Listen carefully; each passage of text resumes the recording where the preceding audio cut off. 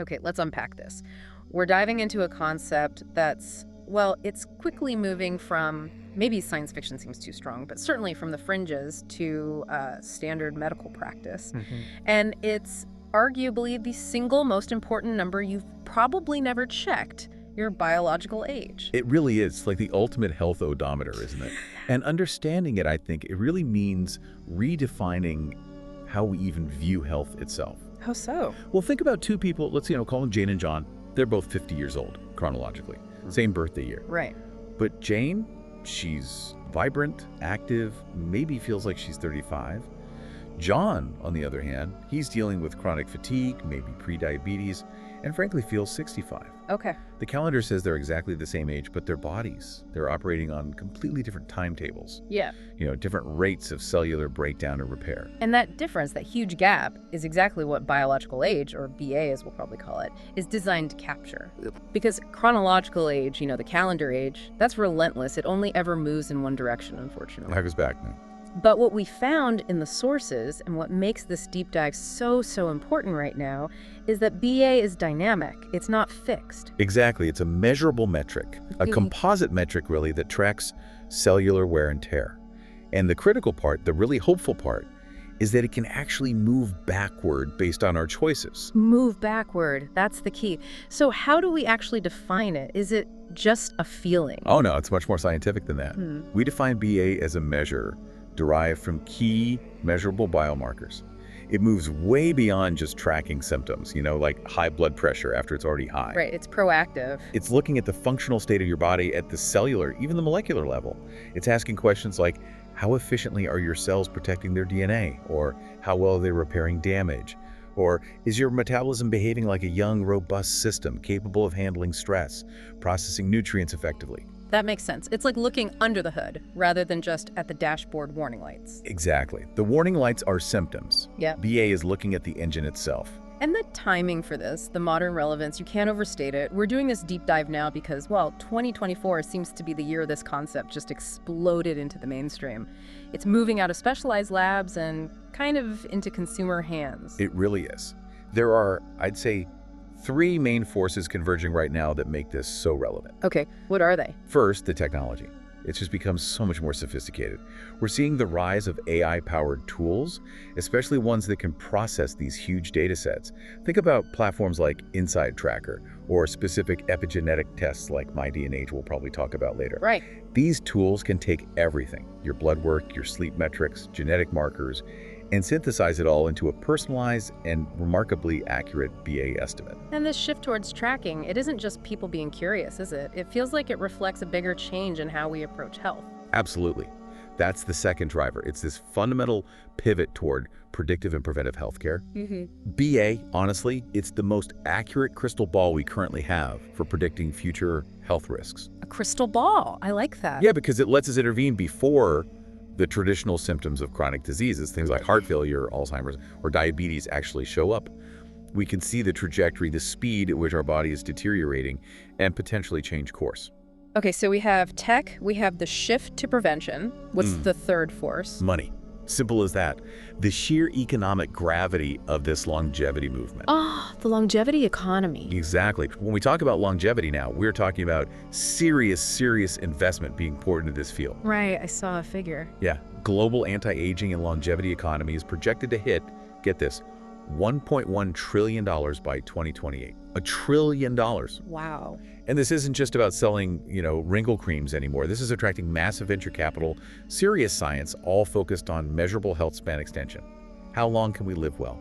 And BA tracking is central to that. It's the foundation because it provides the verifiable metrics. It proves whether interventions, whether it's a diet change, a new exercise routine, or even future pharmaceuticals, actually work at a biological level. Did it move the needle on your BA? Right, it provides the proof. Exactly. Yeah. Which makes the core question of this deep dive, what happens when you actively track and try to optimize your BA for just 30 days? Incredibly relevant. It's pertinent to your personal health, sure, but also potentially your future, financial well-being in a way, as this field grows. Okay, that sets the stage perfectly. So let's get into the nitty-gritty science. How does our body actually track time? We found that there are basically 3 different biological clocks working inside us, often simultaneously. That's right, 3 distinct mechanisms. Let's start with maybe the most well-known ones, the sort of cellular aging clocks, the telomeres. Ah, yes, telomeres. Yeah. The shoelace analogy really is perfect for these. Explain that. So telomeres are like those little protective plastic tips. They're actually called aglets on the ends of your shoelace. Right, the bits that stop them fraying. Exactly. Telomeres are stretches of non-coding, repetitive DNA sequences that cap the ends of your chromosomes, your actual genetic material. Their job is just to protect the important stuff. So they prevent the functional DNA, the chromosomes themselves, from fraying, or worse, getting tangled up or fusing with other chromosomes, which would be catastrophic. Precisely. They're protective end caps. Okay, so why is the fact that they shorten so closely linked to aging? Well, because almost every time one of your somatic cells divides, which they have to do constantly for growth and repair, those telomere end caps naturally shorten just a tiny bit. Okay, a little bit each time. A little bit each time. And your cells, they can only tolerate so much shortening. There's a critical point called the Hayflick limit. When telomeres get too short, the cell usually enters a state known as cellular senescence. Senescence, I've heard these called zombie cells. That's a pretty apt description, actually, because they don't die off cleanly like they should through apoptosis. Instead, they hang around, metabolically active but dysfunctional. And worse, they start spewing out massive amounts of inflammatory chemical cytokines into the surrounding tissue. Ah, so they're actively causing problems. Big problems. This chronic low-grade inflammation, often called inflammaging, plus the resulting DNA damage from these signals, is a direct driver of many age-related diseases.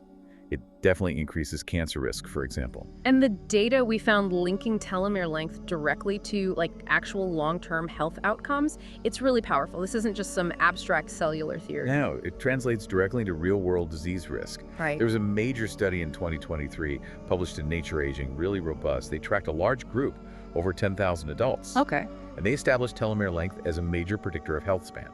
What they found was that people who naturally had long telomeres, say those in the top 20% for Lang, showed a biological age that was on average 8.2 years younger than their calendar age. 8 years younger, just based on telomere length.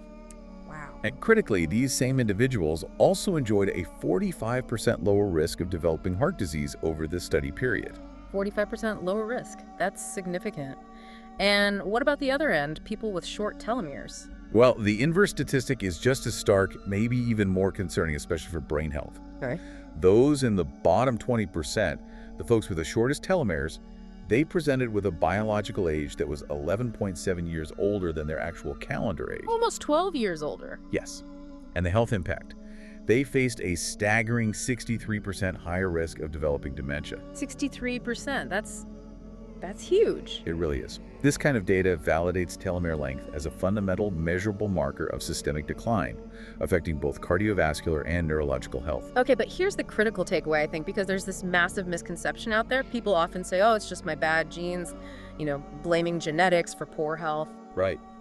The common myth is that your telomere length is basically fixed by your genetics. You're either born lucky with long ones or unlucky with short ones, and that's that. But the source material we looked at says definitively false. Genetics only accounts for maybe 27%, less than a third, of the variation in telomere length between people. only 27%, so the rest is. Lifestyle. Lifestyle accounts for a massive 73% of telomere length variation. This, honestly, is one of the most hopeful data points in all of longevity science. 73%, that's huge. It emphasizes the sheer power we have to intervene. It means your choices matter significantly, even over a relatively short period like 30 days. You're not just stuck with the hand you were dealt. Okay, so if 73% is modifiable, what are the heavy hitters? What specific measurable actions can you take right now to influence these tiny cellular caps? So the big 3 that consistently come up are exercise, diet, and stress management. Okay, let's start with exercise. Exercise is probably number 1 for boosting maintenance. And we're not talking about running marathons here, necessarily. Just 30 minutes of daily brisk walking, getting your heart rate up a bit, has been shown to boost telomerase. Telomerase. That's the enzyme that repairs them. Exactly. It's the enzyme responsible for rebuilding and repairing those telomere ends. That brisk walk can increase its activity by about 14%. That's significant cellular level maintenance happening just from a walk. Okay, 14% boost from a daily walk. What about Diet. You mentioned inflammation is linked to erosion. Absolutely. Diet plays an equally vital role. Adherence to a pattern like the Mediterranean diet, which is rich in antioxidants, polyphenols, healthy fats from olive oil and fish. That kind of eating pattern has been shown to slow telomere shortening by the equivalent of 5.4 years of chronological time compared to a standard Western diet. 5 years, just from eating better. Essentially, yes. Over the long term, it protects those telomeres. And finally, we cannot ignore stress. Stress. The big one. Chronic stress, mainly through the constant drip of the stress hormone cortisol, is incredibly damaging. It can shorten telomeres up to 10 times faster than normal biological aging. 10 times faster. But, and this is the crucial but, stress management techniques like meditation, mindfulness, deep breathing exercises. These can effectively counteract that acceleration. They can help normalize the rate of shortening, maybe even slightly reverse some of the stress-induced damage over time. So the goal isn't necessarily to magically regrow massive lengths of telomere overnight. No, probably not realistic for most adults. The primary achievable goal is to significantly slow down the rate of loss. Protect what you have.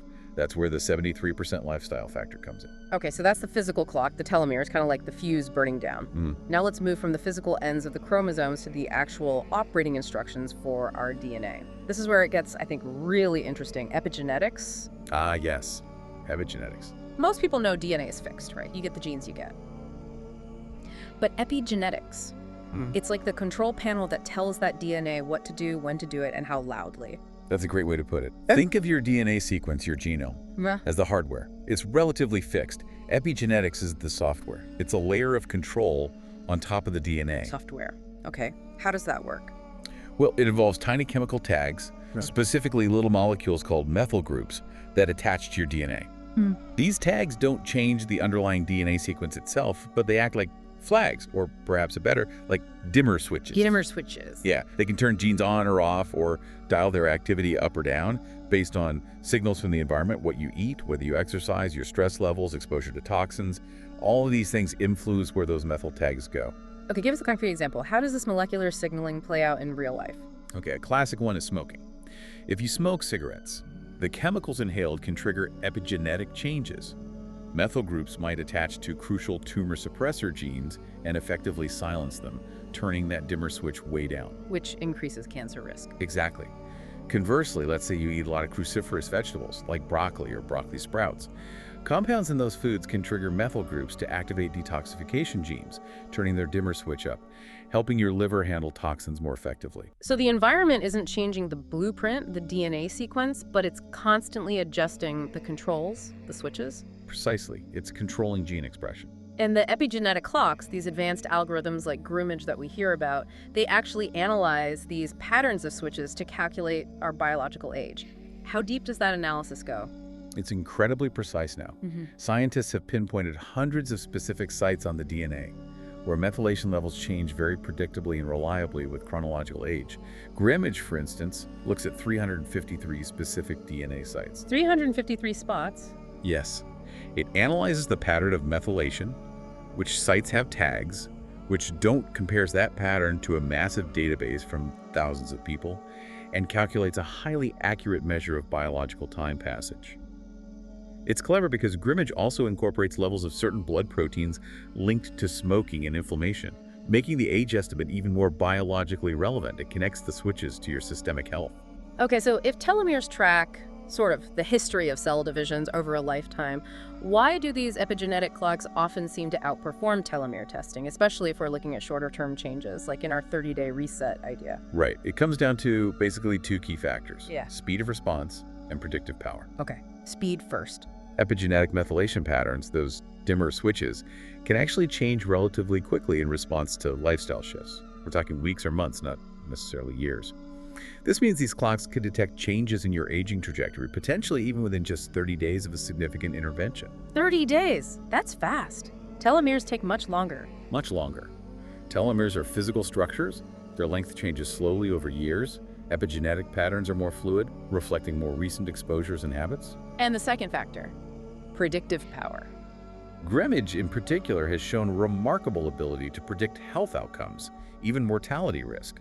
Studies show it predicts mortality risk with around 92% accuracy, That's substantially higher than the, say, 78% accuracy typically cited for telomere length alone. 92% accuracy. That's impressive. It is. It suggests these epigenetic patterns are capturing something very fundamental about our underlying health and aging process. That rapid response, the 30-day potential, makes them a perfect tool for measuring if a targeted intervention, like our blueprint, is actually working. And you mentioned a Stanford trial from 2024. Yes, a really interesting one. They took about 50 adults aged 50 to 65 and put them on a strict 8-week protocol, but they saw significant changes even earlier. It focused heavily on diet, lots of leafy greens, methylation-supportive foods, sleep optimization, moderate exercise, and specific stress management techniques, including daily meditation and breathing exercises. Okay, so a multi-pronged lifestyle approach. They measured epigenetic age before and after. They did. They established an epigenetic baseline using a recognized clock, then retested after the intervention period. And what were the results? What happened to their biological age? The results were genuinely remarkable, especially considering the time frame. On average, participants saw their biological age, as measured by the epigenetic clock, reduced by 1.8 years over the course of the study. Wow, nearly 2 years younger biologically in just a couple of months. Exactly. And it wasn't just the clock score. They saw objective evidence of reduced inflammation too.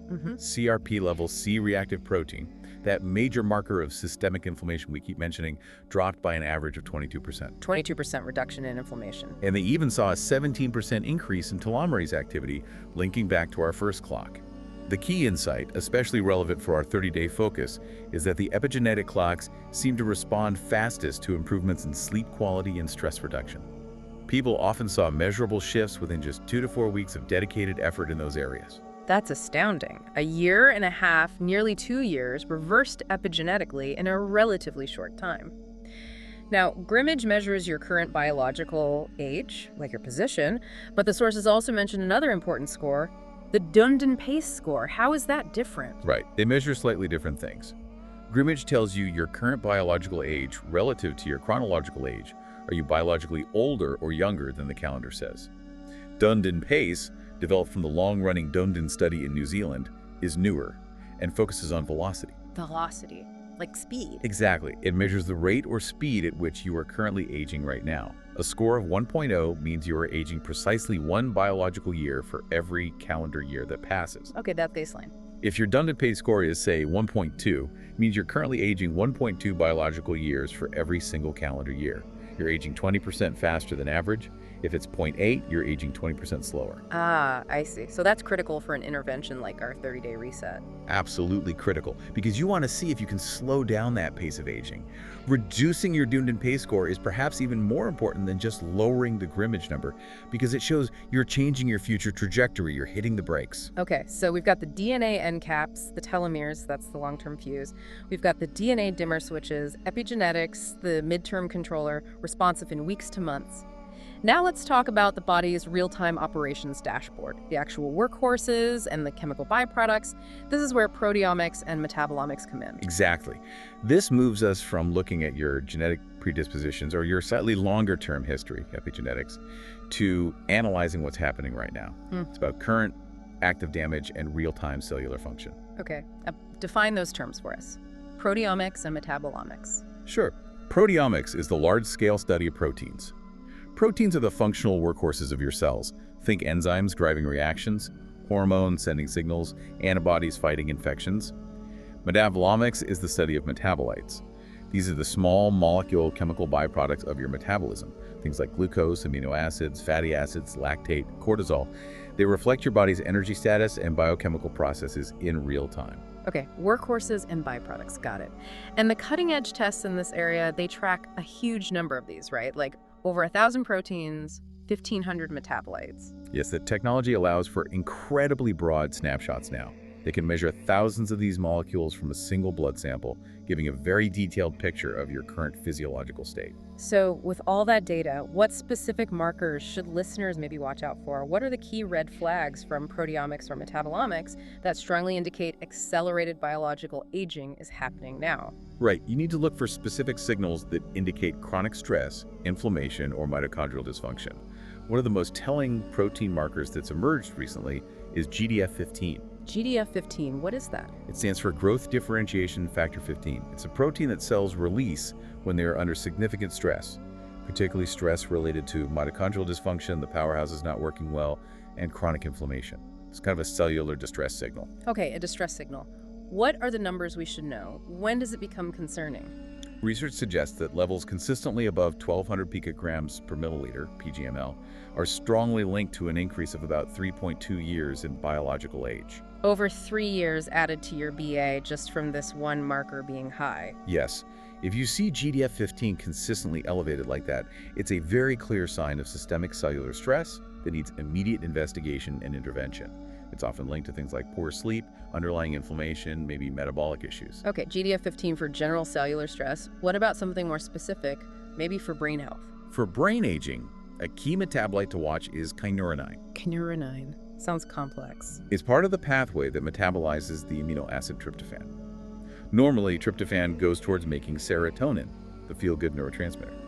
But under conditions of inflammation or chronic stress, tryptophan gets shunted down the kynurenine pathway instead. And that's bad. High kynurenine levels suggest that tryptophan isn't being used for brain health, serotonin and melatonin, but is instead contributing to inflammatory processes, which often accelerates brain aging. If your kynurenine levels exceed 2.8 micromoles per liter, MLO, studies associate that with an increase of roughly 4.7 years in biological age. Wow, nearly 5 years older biologically, linked to this one pathway being off. Yes, it strongly suggests accelerated brain aging, often triggered by things like chronic infections, poor gut health leading to inflammation, persistent high stress, or even poor sleep. Okay, and for overall energy, the actual engine room of the cell, the mitochondria, we look there too. Absolutely. Mitochondrial function is crucial. A key marker here within metabolomics is carnitine. Carnitine. I've heard of that as a supplement. Right. Carnitine's job is to shuttle fatty acids into the mitochondria so they can be burned for fuel. If your carnitine levels drop too low, say below 30 domol, it suggests your mitochondria are struggling to get the fuel they need. So you get energy deficits. Exactly. Leads to fatigue, poor cellular repair. This often adds several years to your BA score simply because the body lacks the fundamental energy to perform its basic maintenance and repair functions efficiently. I think that real-world example you mentioned, John, the 52-year-old, really highlights how these specific markers can guide targeted action. Yeah, John's case was quite typical. Chronologically 52. Got his proteomics and metabolomics tested. His GDF-15 came back alarmingly high, 1,450 pgml, huge red flag for chronic inflammation. His kynurenine was also elevated, around 3.1 dumol.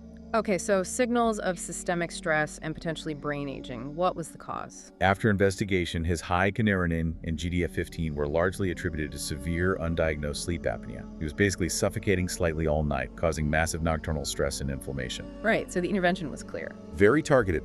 Number 1, get a CPAP machine, fix the sleep apnea immediately. Number 2, adopt a strict anti-inflammatory diet, really focusing on fiber, omega-3s, and keeping blood sugar stable. And the result? His biomarkers normalized remarkably quickly.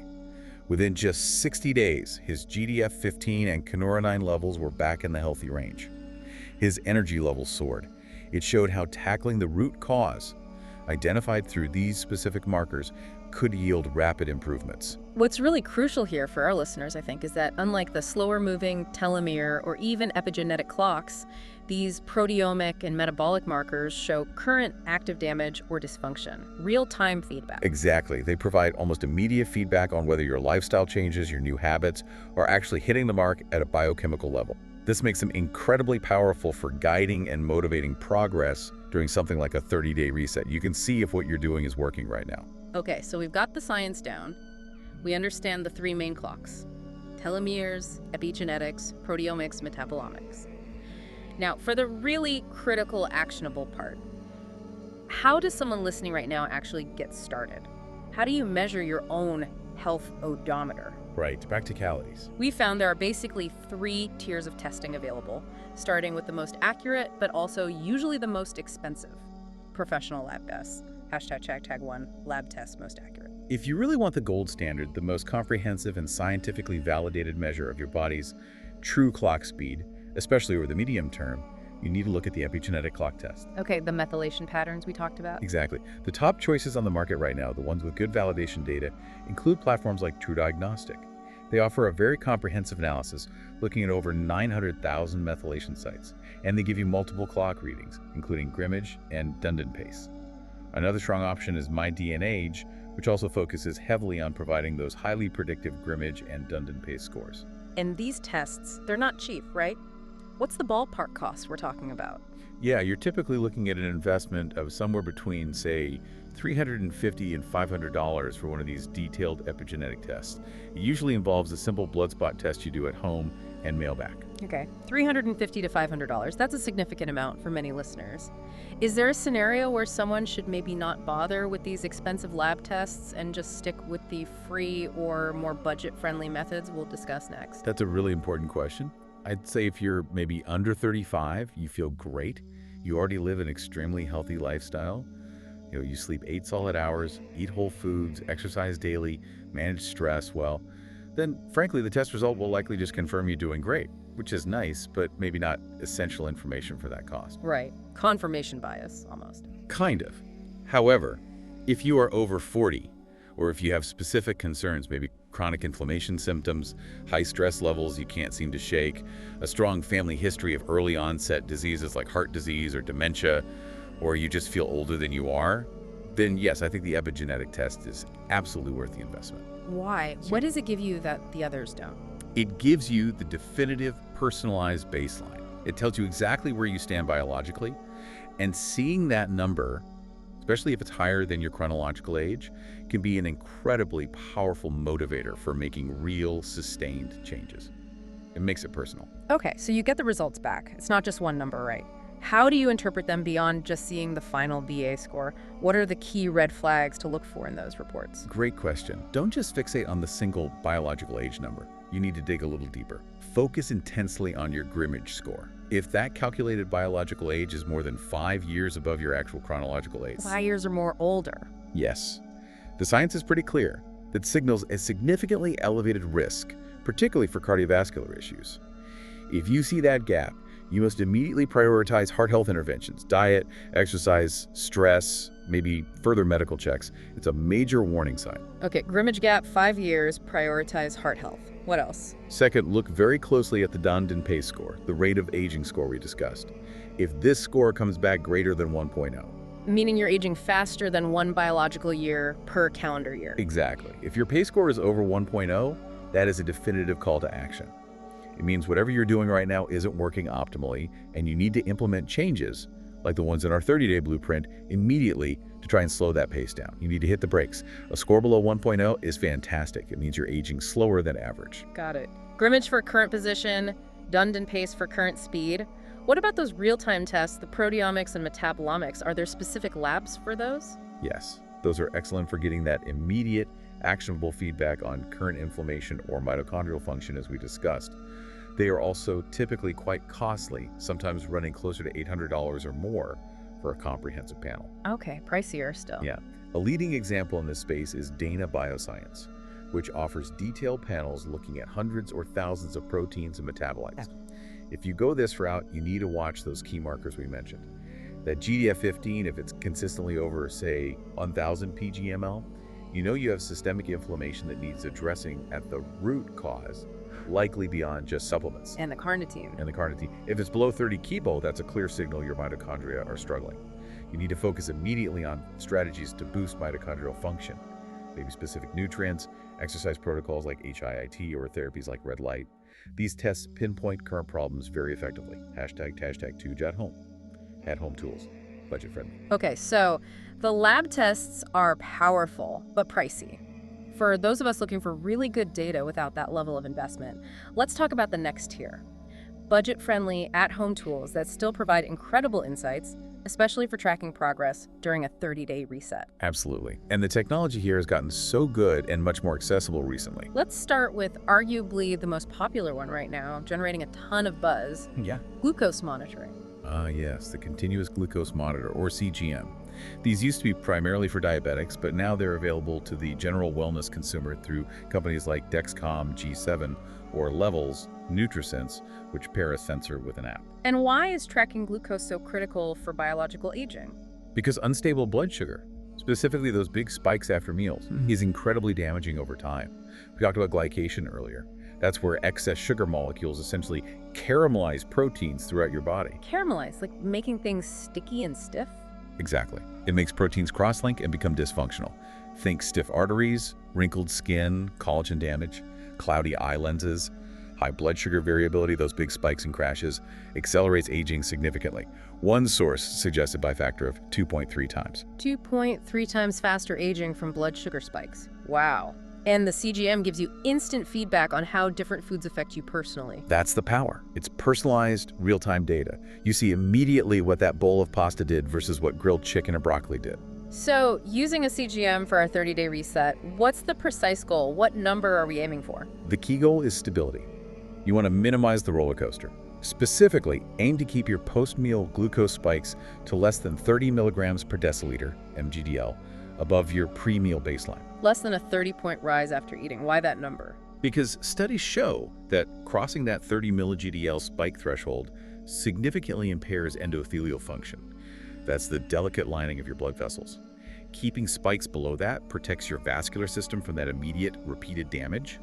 If you consistently spike from, say, 90 milligdl before eating to 140 or 150 after, you are accelerating vascular aging. If you can keep the meal response flatter, maybe 90 to 110 or 115, you're doing much better. Okay, CGM goal. Keep post-meal spikes under 30 points. Next up, an essential metric for stress. Heart rate variability, or HRV. Yes, HRV. This is a subtle but incredibly powerful metric. It's not your heart rate itself, but the tiny millisecond variations in time between consecutive heartbeats. Okay, why does that variation matter? It reflects the balance in your autonomic nervous system, specifically the interplay between your sympathetic nervous system, your fight or flight response, and your parasympathetic nervous system, your rest and digest recovery response, mainly via the vagus nerve. Higher variability generally means your body is more resilient, adaptable, and better at shifting into that recovery state. And low HRV means? Low HRV is a direct marker of chronic stress, poor recovery, or overtraining. It indicates your body is stuck in that fight or flight mode too much. And consistently low HRV is strongly predictive of accelerated aging. One study linked it to a biological age that was, on average, 4.1 years older. Over 4 years older just from low HRV, so it's like a dashboard for your body's resilience. Exactly, your stress resilience dashboard. You can track it easily now with wearables like the Whoop strap or a ring, or even some features on Garmin or Apple Watch. So using one of these monitors for the 30-day challenge, what's the action goal? We want the number to go up. Yes, higher is generally better, though context matters. A realistic and achievable 30-day goal should be to increase your average HRV by about 10% from your baseline. 10% increase in 30 days. How do you do that? You achieve that primarily by focusing intensely on daily stress management techniques, consistent meditation or breath work, prioritizing sleep hygiene, maybe managing alcohol intake, ensuring adequate recovery after exercise. Seeing that HRV number trend upwards is confirmation that your efforts to improve recovery are working at a nervous system level. Okay, CGM for metabolic health, HRV for stress resilience. What's the third budget-friendly tool? Surprisingly, it's something quite old school, measuring physical strength. Yes, specifically grip strength. You can buy a simple handheld device called a dynamometer quite cheaply online. You just squeeze it as hard as you can. Grip strength. Why is that such a good proxy for overall biological age? Seems a bit random. It seems random, but the data is incredibly powerful and consistent across huge population studies. Grip strength is a remarkably good proxy for overall muscle vitality, lean muscle mass throughout the body, bone density, and even neurological health. It reflects your body's overall robustness. So weak grip often means overall frailty is setting in. Pretty much. And the decline is measurable and linked to BA. Research shows that every 5-kilogram loss in grip strength is associated with adding roughly 1.8 years to your biological age. Nearly 2 years older for every 5-kilogram weaker grip. Yes. It's an easy, quick, highly reliable measure of systemic physical aging, specifically sarcopenia, which is age-related muscle loss. So for the 30-day reset, the goal here is specific and quite motivating, focusing on getting stronger. Exactly. You should aim to increase your measured grip strength by about 8% from your baseline reading. 8% increase in 30 days. So if you start with a baseline measurement of, say, 30 kilograms, you want to work towards hitting 32.4 kilograms by the end of the month through targeted exercise like carries, hangs, or using grip trainers. This ensures you are actively combating that age-related muscle loss, which is a major driver of BA acceleration and loss of independence later in life. Hashtag check tag 3. Free DIY methods. All right, so we have the labs, the budget tools, but what about listeners who want to start right now, today, maybe without buying any new tech? The sources provided some fantastic, completely free DIY methods. They're rougher proxies, obviously, but still give helpful clues about your biological age, focusing on core physical functions. Absolutely. These are great starting points, quick checks you can do anytime. Let's start with the stair test. What's that? This is a simple measure of your cardiovascular and respiratory fitness, how well your heart and lungs handle exertion. The test is just to time yourself climbing 2 flights of stairs at a brisk, safe pace. That's typically around 30 steps total. Okay, 2 flights. What's the benchmark? For someone aged roughly 40 to 50, the healthy benchmark is completing that climb in under 15 seconds. Under 15 seconds. What if you're slower? If it takes you significantly longer, panting heavily at the top, it's a pretty clear sign that your cardiorespiratory capacity might be aging faster than it should. It suggests that prioritizing aerobic exercise needs to move up your list immediately. Okay, stair test for cardio, then there's balance. Why is balance so important for aging? Balance is crucial because it often declines relatively early, as our neurological speed, muscle coordination, and inner ear function deteriorate slightly with age. Poor balance is a major predictor of falls, which can be devastating for older adults, leading to fractures and loss of independence. So how do we test it, simply? The balance test is straightforward but surprisingly revealing. Stand on one leg, lift the other foot off the ground, and then here's the key, close your eyes. Eyes closed. Why? Closing your eyes forces your nervous system to rely solely on proprioception, your internal sense of body position, rather than using visual cues to stay upright. It's much harder. Okay, stand on one leg, eyes closed. What's the goal? For someone around age 50, a healthy benchmark is being able to maintain balance for more than 40 seconds. 40 seconds on one leg with eyes closed. That sounds challenging. It can be. If you find yourself wobbling significantly or putting your foot down much sooner than 40 seconds, it's a sign your balance system needs work. The good news is, balance improves quickly with practice. Even simple things like standing on one foot while brushing your teeth can help retrain those neural pathways. Good tip. Okay, cardio, balance. And the last free test links, maybe surprisingly, external appearance to internal health. Skin elasticity. Right, the skin elasticity test, sometimes called the skin pinch test. Yeah. This gives a rough measure of your skin's collagen health and hydration levels. How do you do it? Simply pinch the skin lightly on the back of your hand or forearm, lift it slightly for a second or two, and then release it. Now count how long it takes for the skin to completely flatten back out, for the tent to disappear. Okay, pinch, release, time the bounce back. What's a good result? At around age 50, healthy, well-hydrated skin with good collagen should snap back almost immediately, certainly in under 2 seconds. Under 2 seconds. What if it takes longer, say 3, 4, 5 seconds? If the skin stays tented for longer, it suggests reduced elasticity, likely due to collagen degradation and dehydration, both common signs of aging. And here's the interesting part. This isn't just about wrinkles.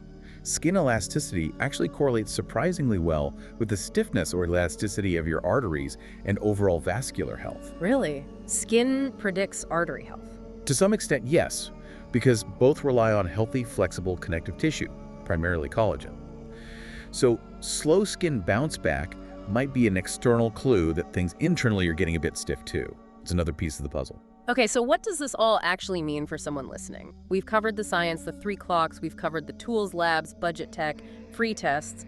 Now let's put it all together. Let's turn this science into a precise, phased 4-week action plan, a blueprint for a 30-day biological age reset. Exactly. This is where we translate the knowledge into practical steps. And the phased approach is absolutely critical here. Why phase? Why not just do everything at once? Because trying to simultaneously overhaul your sleep, completely change your diet, start a new intense exercise program, and implement rigorous stress management all on day 1, well, that's just a recipe for overwhelm and failure for most people. Right. Too much change too fast. We need to build habits progressively. Establish the baseline first, then layer in complexity, starting with the absolute foundation of all cellular repair and recovery: sleep. Okay, so week 1. Day 1 kicks off with measurement. That means ordering that epigenetic test if you're going for it, starting your CGM or HRV tracking if you're using those tools, and definitely doing your free DIY tests, stairs, balance, skin pinch.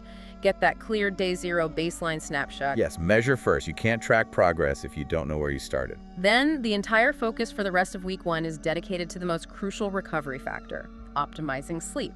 This has to be the starting point. Because chronic poor sleep actively accelerates biological aging across all the clocks we discussed. The science is stark.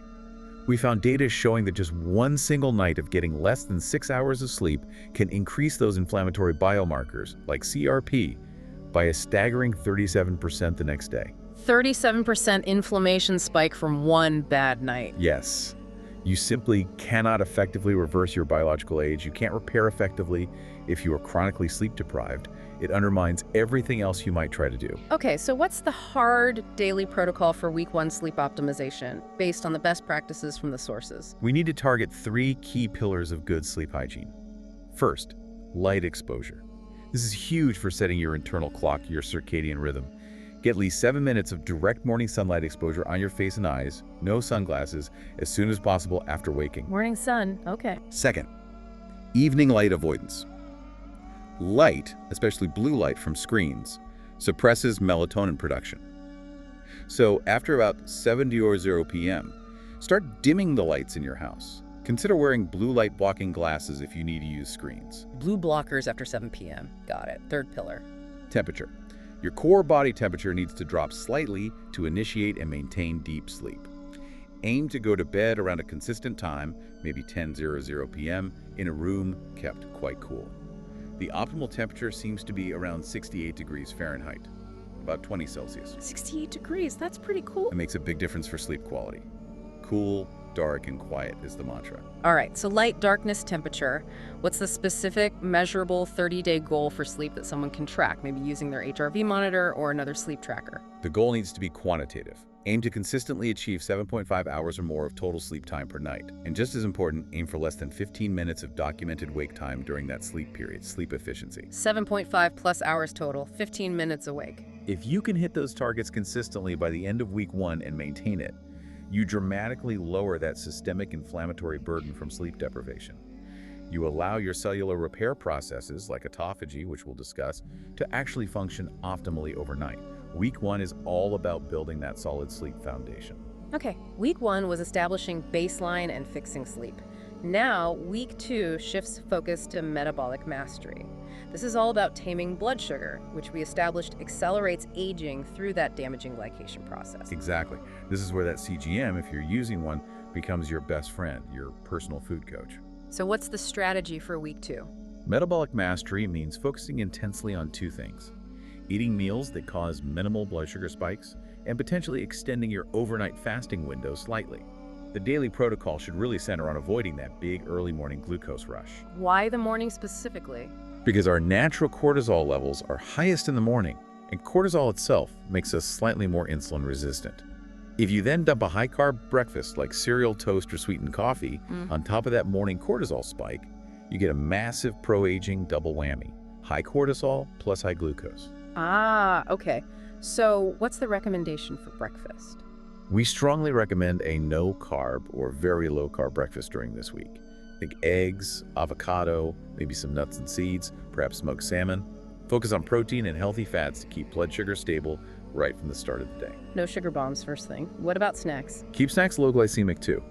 A handful of almonds, for example, has been shown in studies to actually lower the glucose spike from the next meal you eat by about 22%. They're a great metabolic stabilizer. Okay, so low spike meals, especially breakfast, maybe some smart snacks. What's the critical metabolic target for this week, measured by the CGM data?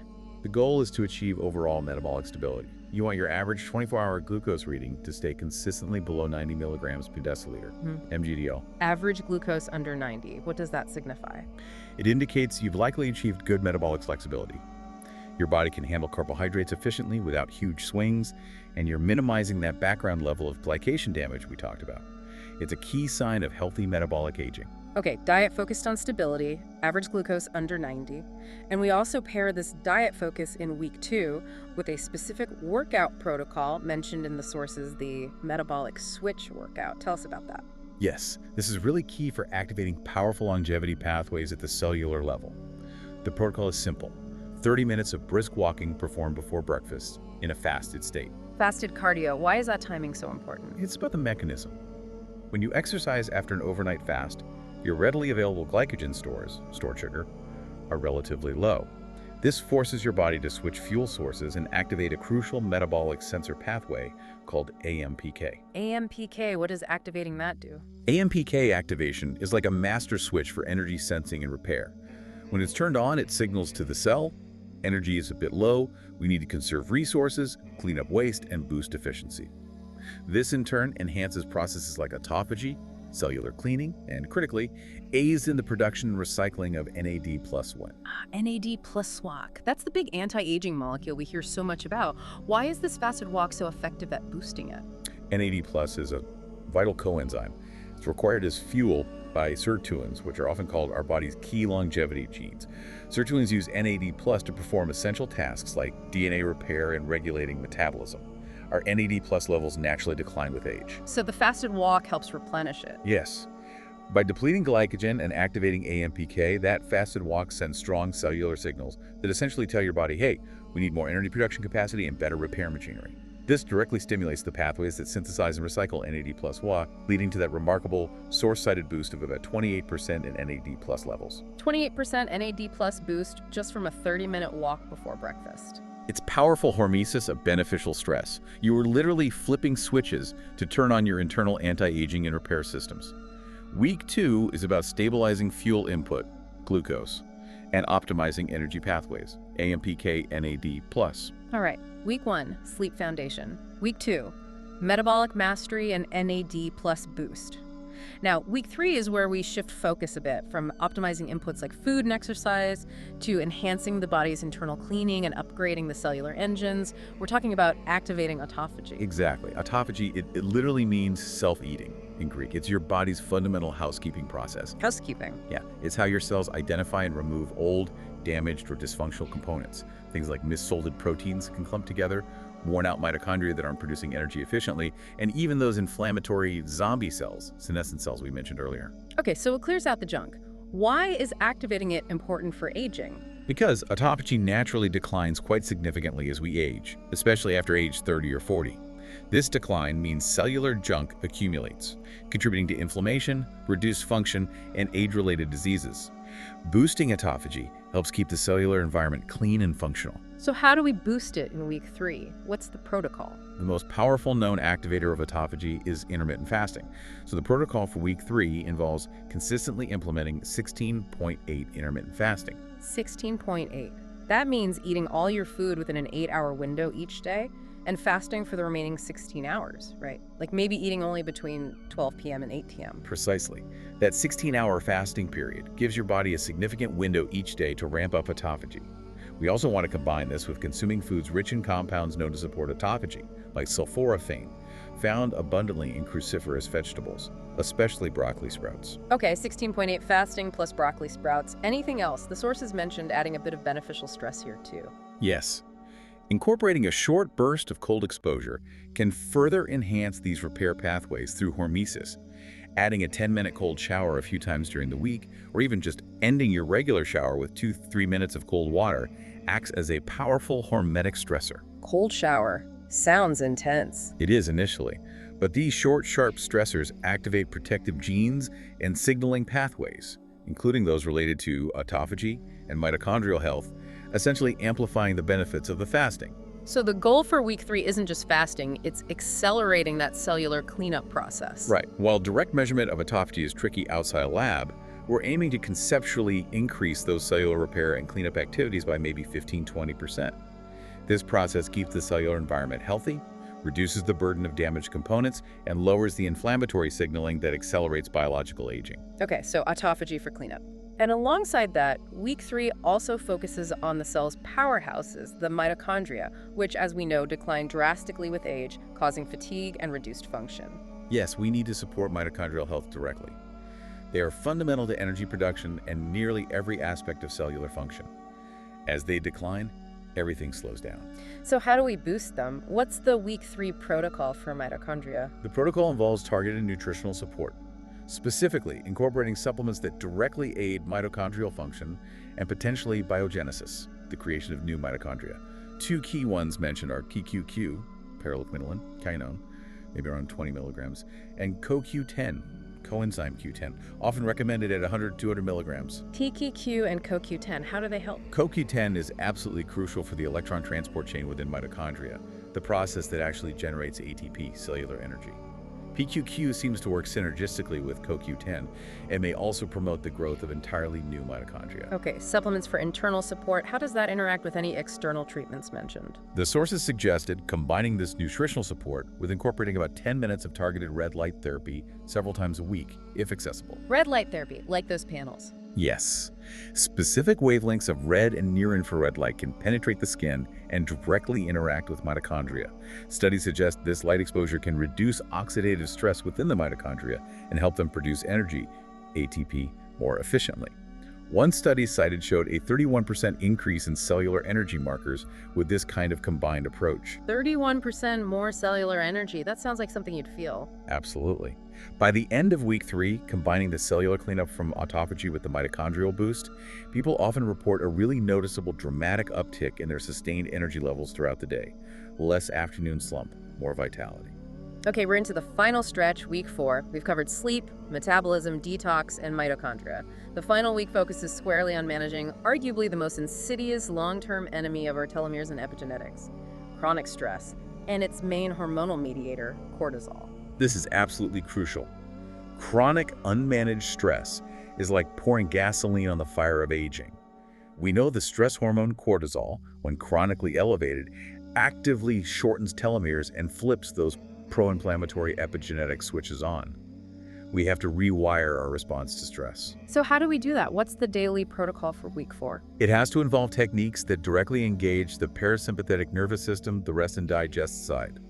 The core practice should be a daily 10-minute dedicated breathwork session. Breathwork. Any specific type? The 4-7-8 breathing technique is highly effective and well-researched.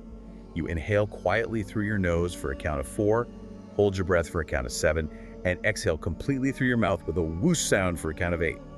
Repeating this cycle for just 5-10 minutes directly stimulates the vagus nerve. Stimulating the vagus nerve, that's what shifts you out of fight or flight. Instantly, it applies the brakes to the stress response, lowering heart rate, blood pressure, and cortisol right in the moment, and building long-term resilience with consistent practice. Okay, 10 minutes of 4-7-8 breathing daily. What else? The sources also stress the importance of environment and, well, mindset. Yes, we can't underestimate these. The protocol should also include incorporating short bursts of nature connection. Even just 5 minutes of forest bathing, which could simply be sitting quietly under a tree in a local park. Consciously observing nature has measurable positive effects on heart rate variability and stress markers. 5 minutes in nature. And mindset. And crucially, practices like gratitude journaling. It sounds soft, but the data is hard. Regularly focusing on things you're grateful for has been shown to lower key inflammation markers by as much as 19%. 19% lower inflammation just from gratitude. Wow. These mindset shifts are not abstract. They translate into measurable physiological changes, reducing the inflammatory signals that accelerate biological aging. It's about cultivating a less stressed, more appreciative internal state. So for week 4, what's the measurable goal? How do we know if our stress resilience is improving? Ideally, if you have access to saliva testing, the goal would be to see a reduction in your morning cortisol levels by about 25% compared to your baseline. 25% cortisol reduction. What if you can't test saliva cortisol? Then achieving that 10% increase in average HRV that we targeted earlier becomes a very strong proxy indicator. If your HRV is consistently higher by the end of week 4, it's solid evidence that you've successfully improved your body's ability to handle stress and shift into recovery mode. Okay. And then the final days, day 29 and 30. That's the big reveal, right? The retest. Exactly. Time to remeasure whatever metrics you chose on day 1, redo the epigenetic test if you did one, check your CGM average, measure your HRV, redo the stair, balance, skin pinch tests, check your grip strength, compare day 30 to day 0. And if someone has followed this structured 4-week blueprint reasonably closely, what kind of results should they realistically expect to see?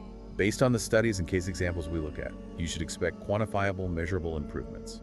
Likely a biological age reduction if measured by an epigenetic clock of somewhere between 0.8 and 1.5 years. Almost a year to a year and a half younger biologically in just 30 days. Yes. Alongside that, you'd expect to see inflammation markers, like CRP if measured or inferred from HRV glucose stability, down by 15-25%. And perhaps most importantly, a noticeable subjective increase in perceived daily energy levels, maybe around 40%. It's powerful cellular proof that just 30 days of focused, strategic effort can genuinely start to rewrite your cellular story. This blueprint, it sounds rigorous but achievable, and the real power, I think, lies in seeing how it plays out for real people. The sources included some compelling case studies. Let's look at Maria first. She was 54, focused on metabolic health. Right, Maria was a classic case, chronologically 54, but feeling much older, dealing with that typical low-level chronic inflammation, fatigue, maybe carrying a bit of extra weight. Her initial biological age test using Grimmage came back at 61. 61. So a 7-year gap between her calendar age and her body's age. What drove that? Mostly lifestyle factors that accumulated over time, likely inconsistent sleep, a diet maybe higher in processed foods and sugar than she realized, leading towards prediabetes and probably insufficient stress management. Okay. So during her 30-day reset, what were her core interventions? How did she align with her blueprint? She focused really heavily on the protocols from week 1 and week 2. Intense sleep hygiene became non-negotiable. Blackout curtains, cool room, absolutely fixed bedtime and wake time, and metabolic mastery using ACGM. She ruthlessly eliminated late-day sugar, swapped her typical breakfast for a protein and fat-focused one, and learned exactly which foods spiked her blood sugar personally. So sleep and blood sugar were her main levers. Does she incorporate other elements? Yes, she also made sure to get that daily morning sunlight exposure to anchor her circadian rhythm, and consistently did the 30-minute brisk walk, that metabolic switch workout, usually before breakfast. And the outcome, was it just feeling better, or did the numbers change? Oh, the numbers changed dramatically. Her biological age, which started at 61, dropped down to 57.2 after the intervention period tracked. 57.2. So she reversed 3.8 years of biological aging in about a month. Almost 4 years, yes. It was a phenomenal result. And other markers backed it up. Her fasting glucose, which was borderline high, dropped significantly from 89 down to a much healthier 82 milli-GDL. She achieved that metabolic stability we talked about. And the subjective feeling. She reported feeling significantly more energetic, and as a culmination of her 30 days, she successfully ran a 5K race, something she hadn't felt capable of doing in over a decade. That's fantastic, a nearly 4-year BA reduction and running a 5K. Okay, now let's look at David. He was 48, focused maybe more on physical strength and stress. Yes, David was dealing with what many middle-aged men face. The classic middle-aged spread, creeping high blood pressure, maybe some excess visceral fat around the middle, and his HRV was consistently low, indicating high chronic stress, likely from work. His starting BA was 55. 55 at age 48. So, again, a 7-year gap, aging too fast. What was his strategy? David implemented elements from across the blueprint, but really leaned into week 3 and week 4. He adopted the 16.8 intermittent fasting schedule quite strictly. He also incorporated focused resistance training 4 times a week, specifically including exercises to measurably improve his grip strength baseline. Okay, fasting and strength. What about stress? That was key for him. He used his Whoop strap data, specifically the HRV readings, for biofeedback training. He consciously practiced breathing exercises whenever he noticed his stress levels rising or HRV dipping. And critically, he paid close attention to his diet quality, ensuring he hit that target of 30 grams of fiber per day to support his gut microbiome and reduce gut-derived inflammation. So fasting, strength, HRV training, and fiber. A comprehensive approach targeting muscle, metabolism, and stress. What were his results? David's results were perhaps even more dramatic in terms of BA reduction. He shaved 4.9 years off his biological age, bringing his score down from 55 to 50.1. Wow, nearly 5 years younger biologically. Yes, bringing him almost exactly in line with his chronological age. And again, objective health markers improved significantly. His systolic blood pressure plummeted from 142 millimilli Hg, which is pre-hypertensive, down to a much healthier 128 millimilli Hg. And purely from the dietary changes and exercise, he lost 2 inches off his waistline. Incredible. Almost 5 years reversed, blood pressure normalized, waistline down. These cases really demonstrate the speed at which the body can respond when you apply targeted, science-backed effort across multiple systems. #tag2. Avoiding pitfalls, what no one tells you. Okay, these results are hugely motivating. But with all this data flowing in, especially if you're using real-time tools like a CGM or an HRV monitor daily, we absolutely must address the potential pitfalls, the traps people can fall into. Oh, absolutely. It's easy to get lost in the numbers or focus on the wrong things. What's the first and maybe the biggest mistake people make when they start tracking this stuff? By far, it's obsessing over the daily fluctuations, especially with metrics like HRV or even calculated daily BA scores some apps might provide. Why is that a mistake? Aren't those numbers real? They are real, but biological age, and especially its proxy markers, are highly sensitive systems. They can and do swing noticeably day to day. We found estimates suggesting your BA metric could swing by plus or minus half a biological year, just based on one day's events. Half a year swing, day to day. Like, what causes that? A single bad night's sleep could easily add 0.3 years temporarily. A particularly heavy inflammatory meal, or maybe too much alcohol the night before, might add 0.2 years. Conversely, a great workout and a perfect sleep night might make you seem 0.4 years younger the next morning. So if you check your score every single morning and react emotionally to that number, You'll drive yourself absolutely crazy. You'll get discouraged on bad days, overly confident on good days, and you might end up dismissing the entire process because it feels too volatile and noisy. okay, so what's the solution? How do you use the data without getting whipsawed for the daily noise? Perspective and patience. You absolutely must track weekly, or even better, bi-weekly averages. Look at the trend line, not the daily dot. Smooth out that noise to see the real signal. Is your average HRV trending up over 2 weeks? Is your average fasting glucose trending down? That's what matters. Don't let one temporary metric from one less than perfect day derail your entire 30-day commitment. Focus on the trend. Track the averages, not the daily blips. Got it. Okay, mistake number 2 relates to inflammation, which we've hit on again and again as this silent BA accelerator. Yes. We call this neglecting the inflammation domino effect. People often get excited about specific interventions, maybe expensive supplements or fancy biohacks, but they completely ignore the foundational habits that are causing constant low-grade inflammation in the first place. What do you mean by domino effect? It means one bad habit can trigger a whole cascade of negative consequences. For example, consistently drinking too much alcohol, or eating a diet very low in fiber, leading to poor gut health and maybe leaky gut. Either of those can cause initial gut damage. That damage allows inflammatory molecules into the bloodstream, triggering systemic inflammation. You'd see high GDF-15 here. That chronic inflammation then directly accelerates telomere shortening and promotes those negative epigenetic changes. It's a chain reaction. So fixing the downstream stuff without addressing the upstream trigger is pointless. Largely, yes. You can't just take an anti-inflammatory supplement and expect it to counteract the damage from drinking heavily every night or eating junk food constantly. So what's the concrete, low-cost solution here? Where should people focus first? You must prioritize the foundational inflammation-lowering habits first, before anything else. That means relentlessly optimizing for 7 or more hours of quality sleep every night. It means hitting that mandatory 30 grams of fiber per day from whole foods to nourish a healthy gut microbiome. It means ensuring adequate vitamin D levels.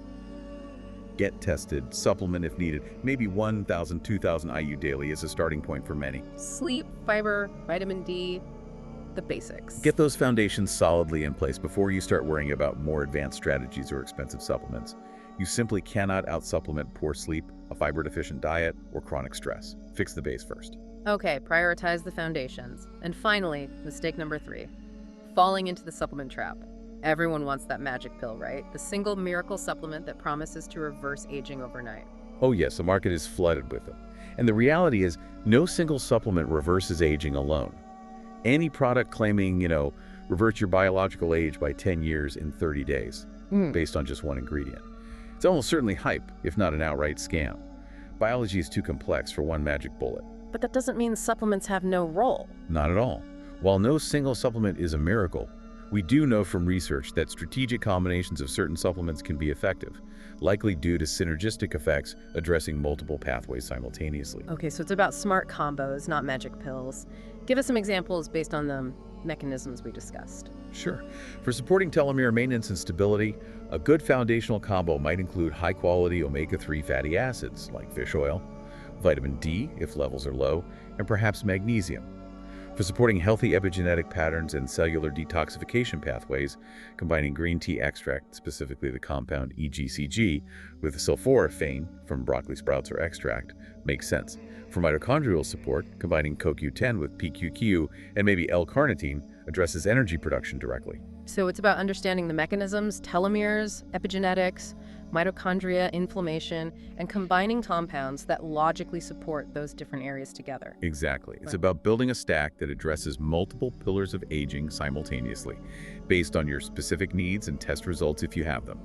But always remember, supplements are supplemental. They work best on top of a foundation of healthy sleep, diet, exercise, and stress management. They don't replace it. So as we wrap up this deep dive, let's look ahead a bit. We've talked about the current state of BA testing and intervention. Where is this field heading? Well, if we connect all these threads to the bigger picture, the future of longevity tracking is definitely moving towards even more personalized prediction, powered by AI. Companies like, for example, Deep Longevity, which originally spun out of in silico medicine, are developing sophisticated AI tools.